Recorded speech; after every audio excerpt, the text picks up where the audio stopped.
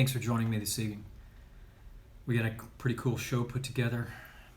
Every one of these shows are cool to me because I really enjoy putting them together for you and laying them out and laying the topics out, which is pretty cool. If you had a chance to see the topic, hey, do you have a plan to stay on track where we currently are right now? And that's what we're going to look at today. I'm going to give you some cool examples. In this broadcast, I'm going to share with you what you need to do to stay on track when your plan gets disrupted. All right, and that's kind of where we're at right now. We've got a little disruption going on, and how do we do that? If you've never met me before, I'm Sean Humphreys. I'm a high performance coach.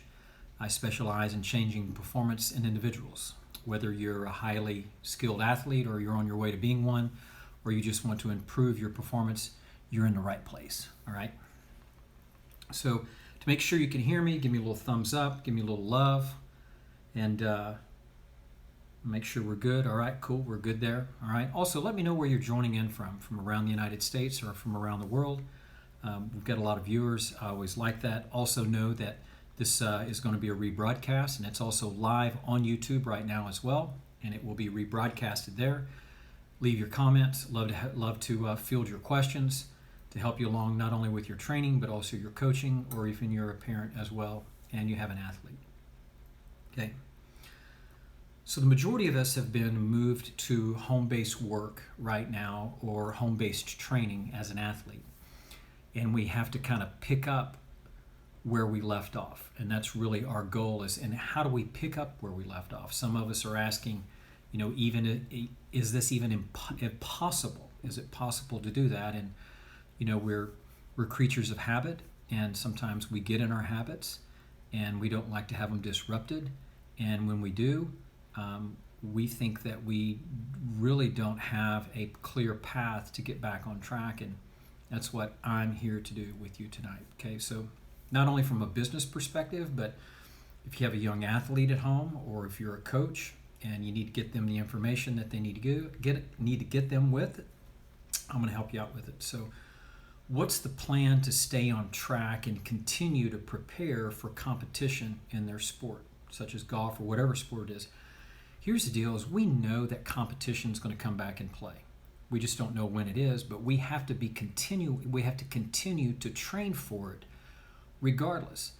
And when competition does come back and play, you know what, folks? There's probably not going to be much of a notice.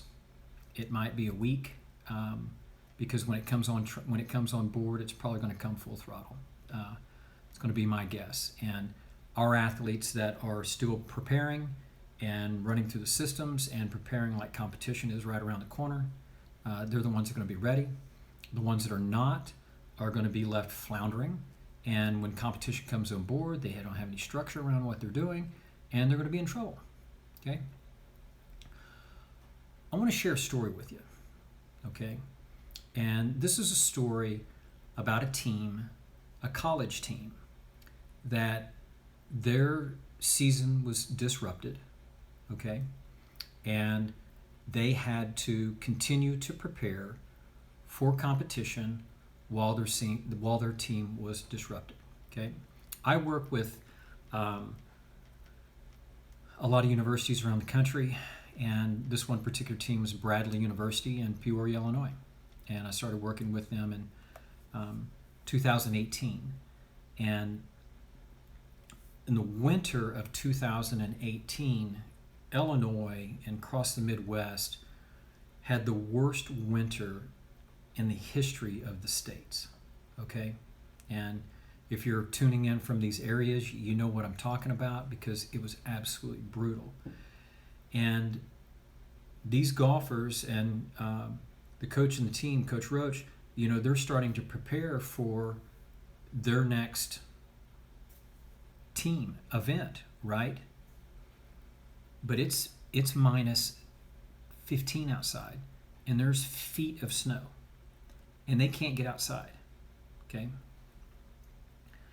Not only can they get outside, but their indoor training facilities are minimum. Okay. To the point that they've got a small putting area indoor. Okay.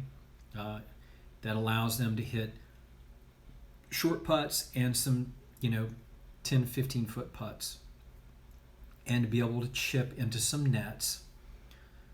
They've got a hitting net that they can use, not a simulator, but a hitting net.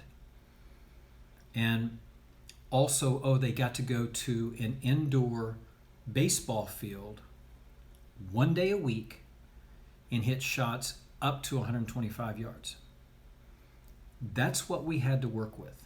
That's what I had to work with the coaches and the team to help them prepare for their season, because winter wasn't thawing out. As a matter of fact, their first event was in February, the second week of February, down in Houston. Okay.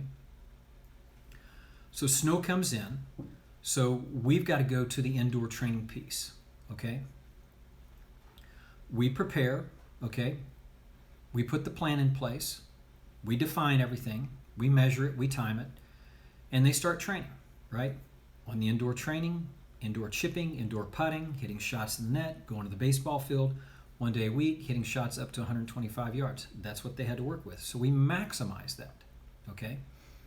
And that's what we had to work with, so we had to embrace that. We couldn't sit around and talk about what we didn't have or what we couldn't do or what we weren't able to do.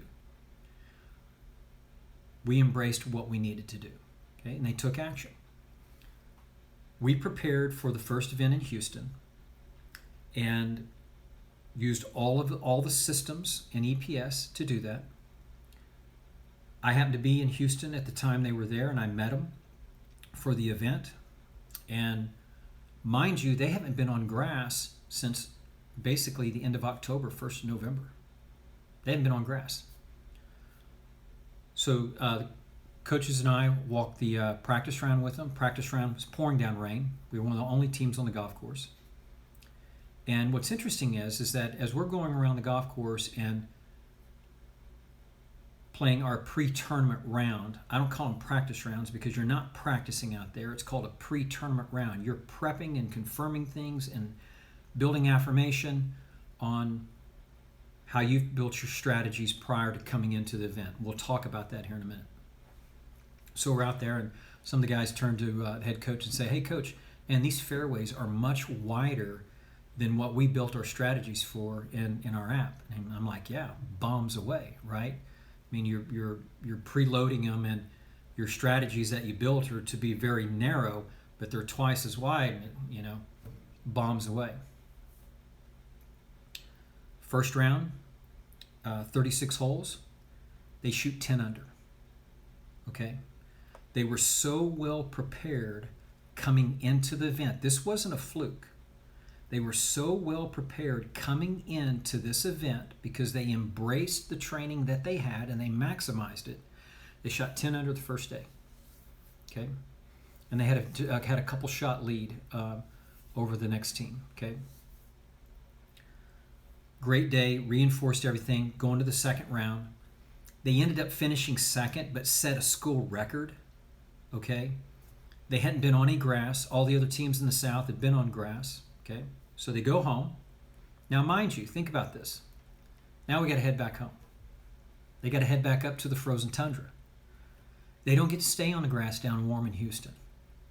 They've got to go back to the indoor piece, the indoor chipping, hitting into the nets, the indoor putting on synthetic turf, and to the baseball field again. And we started this whole process over again, preparing for the next event, right? Next event was in a couple weeks, right? So we went through the whole process again, right? Building the strategy for the next event. We use apps that are similar to Google Earth Pro that brings it up. We map it, and they start rehearsing the entire rounds of golf, right, prior to it. Next event they go to, they win. And they take the medalist piece with them as well, individual. They win. They were so well prepared for this event from a knowledge standpoint, but also from everything that they're doing indoor. They embraced everything that they're doing, right? So now they've got a second place, now they got a first place, and they've got a medalist position that they took as well, okay? Now again, now they got to go back home, all right, to the frozen tundra, okay, back to the indoor piece again, okay. So when I say, they're being restricted, they're being restricted. They can't get outside because it's brutal. All right, so now they're preparing for an event that's 10 days later, right? It's a big event. 10 days later, we go through the same protocols, all right? They finished 6th. It was a good finish for them, okay? Next event, 2 weeks later, okay, same thing. They go back home, same thing. It's starting to thaw out a little bit, but it's cold, it's wet, it's rainy, and not even ideal conditions. So the next event they go to, their 5th event, they finish 10th, okay? Now, they're getting ready for the regional championships, okay? And when we sat down with them and set their goals, their goal was to win the conference championship. I'm sorry, they're preparing for the conference championship, not the regionals. Their goal was to win the conference championship, the Missouri Valley, okay? They know where the golf course is. They got access to the apps and brought up the golf course. On these apps and the aerials, they started rehearsing the competition for this conference championship months in advance. While they were preparing for these other events, they're building the strategies for this conference championship. Why? Because that's their goal, is to win the conference championship. Okay? They rehearsed the competition, went through these protocols that we have and the systems in place, preparing, rehearsing the entire rounds of golf, probably 30 to 40 times before they even played their pre-tournament round. So when they got to their pre-tournament round, it's basically just a formality in making minor tweaks with confirmation and the head coach giving them affirmation and making minor tweaks because they'd rehearsed it over and over again. And again, mind you, playing less golf more than anyone else in the Missouri Valley. Okay? Again, they rehearsed this competition so many times that they knew this golf course so well, and they hadn't even played a pre-tournament round on it yet. Okay? All right? So let me tell you what happened. They went and set a new school record. Okay? They won the Missouri Valley Conference title by 15 shots. All right? Drake Bouchon won the individual title. They finished 1, 2, and 3 on the individual medalist. All the players made all district and all conference. And they led the event wire to wire. And they played less golf than anyone in the conference, just because of their preparation. Okay? Now, posting school records. So why were they able to do this, right? While being indoor the majority of the season, okay? We're having to go indoor for maybe 90 days, okay? And we think it's the end of the world. But in these 90 days that we might be inside training or in your backyard, hitting into nets and chipping into nets and using putting maps, it doesn't change. The mindset to the goal and the pursuit of the goal doesn't change at all, okay? We are just in a different environment, but the training stays the same. So why were they able to do it? Well, first of all, their training had to be defined, okay? How much time are we going to spend in every segment that we're doing? Why? So we don't overtrain and overtry, okay? Second, their training had to be measured, okay? How many shots do we hit?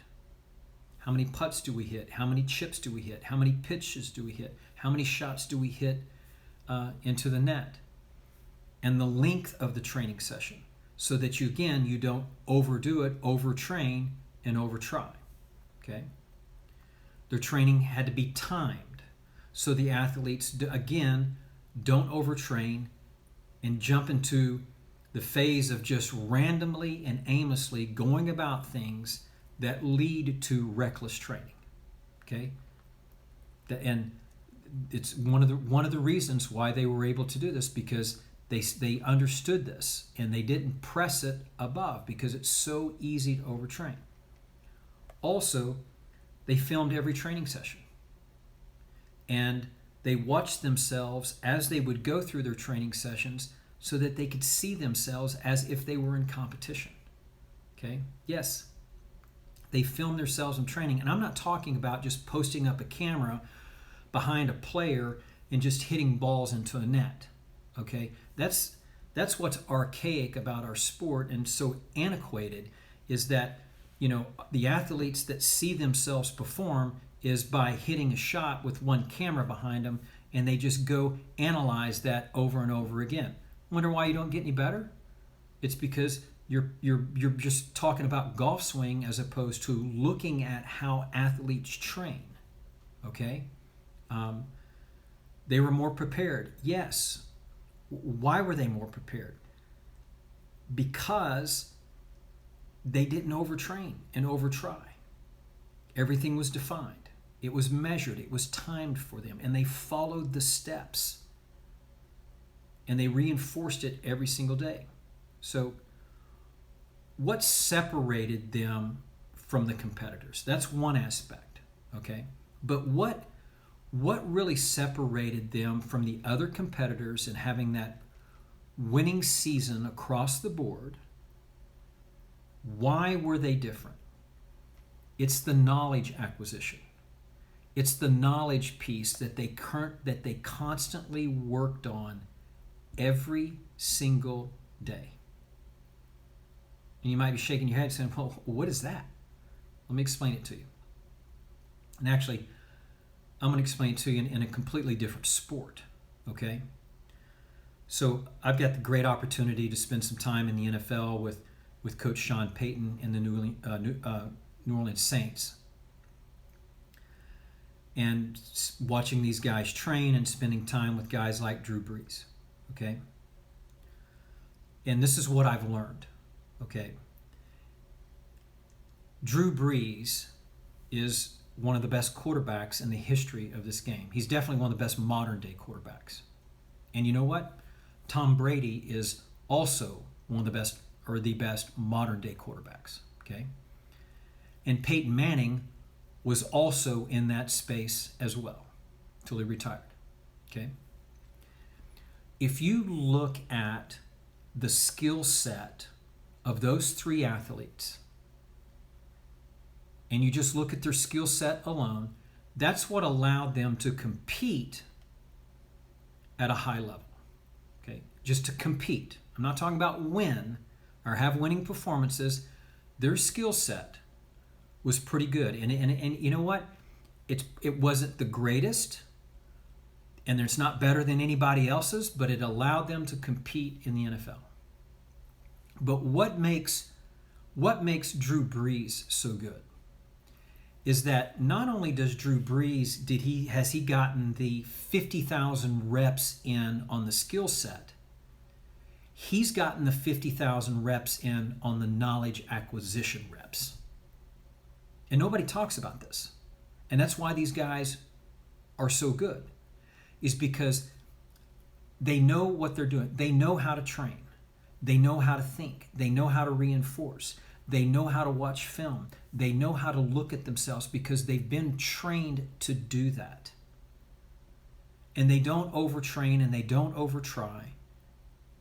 And they trust and commit in competition. And they watch so much film of themselves performing. You know what's funny is I ask this question all the time with athletes. Tell me what you look like on game day. I've never gotten an answer because the athletes don't know what they need to look like on game day. If they don't know what they look like on game day, how do they know what they need to look like the week before? If they don't know what they need to look like the week before, how about 2 weeks out? How about 6 weeks out? How about 8 weeks out? How about 32 weeks out? How about 52 weeks out, 1 year out, setting your whole goals together for 1 year? Then my question to the athlete is that if you don't know what it looks like on game day, how about the people that are coaching you, or how about the person's coaching you? Do they know what it looks like on game day? Okay? These guys, Brees, Manning, and Brady, they know what they need to look like on game day. Why? Because they have the knowledge acquisition piece. They know what they need to look like. They know what their training needs to look like. They know how long they need to train. They know the duration that they need to train. They know how many reps they need to get in so they don't overtrain and overtry. The knowledge piece surpasses their skill set, that grows their skill set and turns it into super talent. And you don't have to have the physical skills to think and gain the knowledge like an Olympian. We're so caught up on the technical piece. And that's why these guys are so good in the NFL. And if you took their knowledge piece away, they're just going to be another, run-of-the-mill quarterback in the NFL. But their knowledge piece is what surpassed them. Drew Brees missed 5 games last year, and he had one of the best seasons he'd ever had. Broke all the records at the last home game, had 20 completions in 1 game, set a new NFL record, and then broke Peyton Manning's record for touchdowns, and was out 5 games. And he probably still wasn't 100% when he came back physically. But you know where he was 100%? He was 100% right here. If you watch some of these posts that I put on Facebook, there was an interview that I caught with him, and Drew said, look, he goes, I might not be at practice or physically on the field, and I might not be able to hold a football right now completely in my hand because of my thumb, but I'm throwing the ball all the time. Yeah. He goes, I'm throwing the ball all the time. I'm throwing the ball when I'm not throwing the ball. And he's rehearsing it.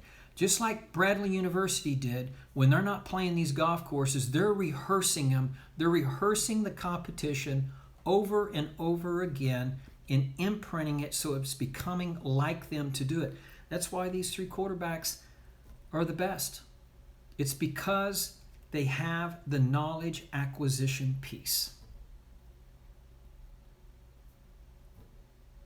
And us of athletes spend so much time on the skill acquisition and trying to grow the skills. Yes, they're important, but you've got to have the knowledge piece. That's how you keep your training intact, is by knowing what you need to do. Okay? All right?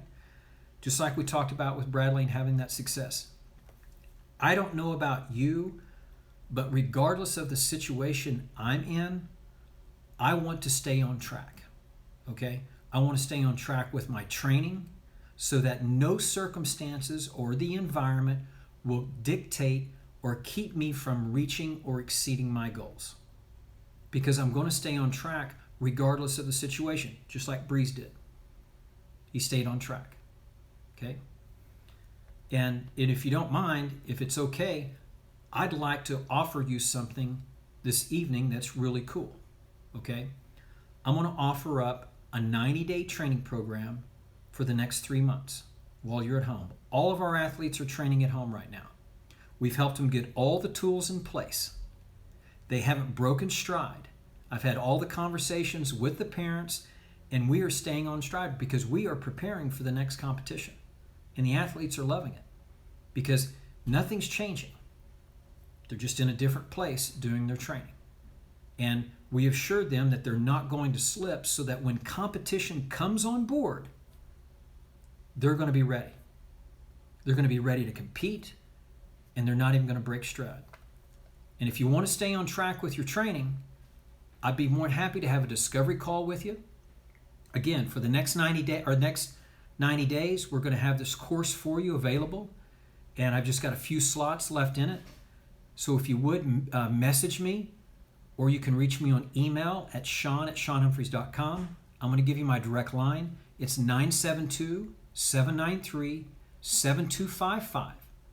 Again, 90-day program we're offering up right now for you athletes that are training at home.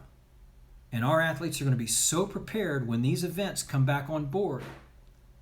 Do you want to be left floundering and trying to rush to get to competition, or do you want to be prepared? Be happy to have that discovery call with you. Again, you can reach me at 972-793-7255 or direct message me, or you can catch me on email at sean@seanhumphreys.com.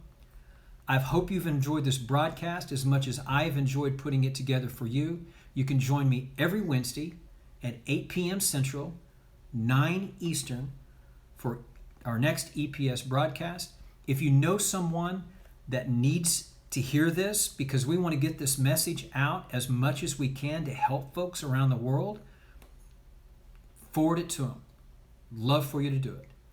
Have a great evening, and I look forward to hearing from you, and I will see you next Wednesday.